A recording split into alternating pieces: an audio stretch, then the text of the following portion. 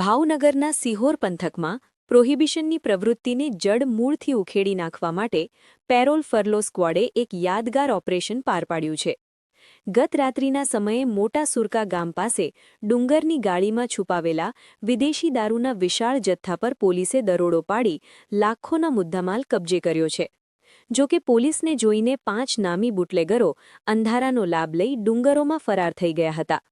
Head constable હિરેનભાઈ સોલંકી અને parole furlough સ્ક્વોડની team night રાઉન્ડમાં પેટ્રોલિંગમાં હતી ત્યારે સિહોર ટાણા ચોકડી પાસે બાતમી મળી હતી કે મોટા સુરકા ગામે ખોડિયાર માતાના મંદિર પાસે ડુંગરોમાં વિરેન્દ્રસિંહ ઉર્ફે પિન્ટુ કુકડ અને તેના સાથીદારો દારૂનું કટિંગ કરી રહ્યા છે.